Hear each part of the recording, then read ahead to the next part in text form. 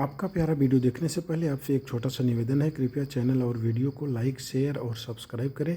साथ में bell icon भी दबा दें जिससे आपको नए वीडियो की सूचना मिल सके। इसके साथ ही चैनल को अपने मित्रों में, परिवार वालों में, स्वजनों में, निकट संबंधियों में सब्सक्राइब करने में सहयोग करें। धन्यवाद। भोग का संस्कार बहुत गहरा, जवानी आते सक्रिय हो जाती है। योग का संस्कार गहरा है तो जवानी या लड़कपन में ही सक्रिय हो जाती है। आपने जिस संस्कार को, जो संवेग, जो तीव्रता दे रखी है, उसी आधार पर काम होता है।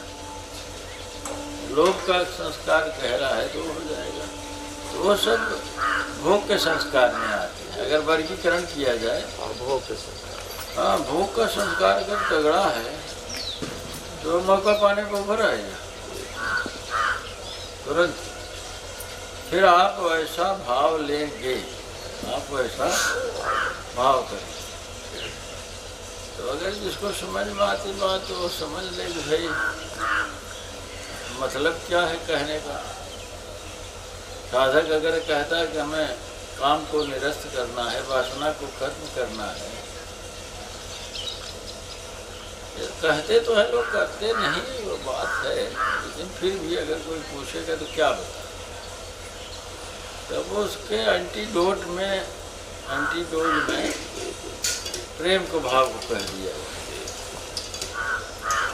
अब लोग, हमें नहीं लगता कि बहुत समझते हैं, क्योंकि समझते तो थोड़ा विचार चिंतन होता है उनका। तो आप जो कुछ भी करें सो निर्वासनिक स्टेज के ही लिए। पंच ज्ञानेंद्रियों के ऊपर जो है भाव को हम खड़ा कर रहे हैं। स्वाद में, गंध में, स्पर्श में, हर जगह हमें उस चीज को खड़ा करना पड़ेगा। या ये चीज गहरी है, इसका ये काम है। कुल मिला के बोलें तो वासना के संस्कार, उसका निरसन करना है, निर्बीज करना है, तो क्रमबद्ध विज्ञान है, उसको समझना पड़ेगा। ज्ञानेंद्रियों के तल पे, अंतःकरण के तल पे। और जो साधक ये नहीं समझता, वो संयोग वसात ऐसा कर भी सकता है, बिना समझे बना बनाया भोजन खा लेगा। समझ विज्ञान नहीं होगा। अब तुलसीदास ने कह दिया कि भाई ठीक है, ये विश्लेषण दीप तेज रास विज्ञान में, वो ज्ञान का खंडन कर देते हैं। फिर क्या कहते हैं,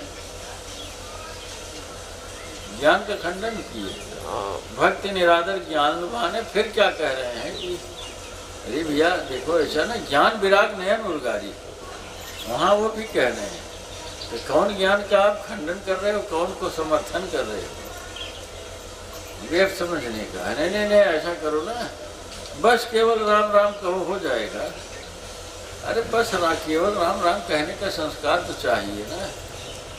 बस केवल गुरु आज्ञा केवल सिरोधारी, गुरु आज्ञा केवल सिरोधारी हो जाए, बस हो जाएगा काम। जब यह तब ये संस्कार तो है गुरु की आज्ञा स्वीकार करने वाला, ये संस्कार कहाँ स्वीकार कैसे करेगा। कहने का ऐसे है कि भाई ठीक है, दो कोटियां कह दी गई। एक निर्वासनी की स्थिति के लिए खाओ, तो निर्वासनी की स्थिति के लिए ये बहुत कठिन होता है। अब ये तो व्यक्तिगत तौर पर पूछा नहीं जाता।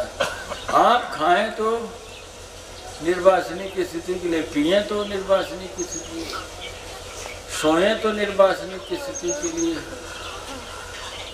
तो कभी कभी ऐसा कह देते हैं, श्वास भी लें तो निर्वासनी की स्थिति।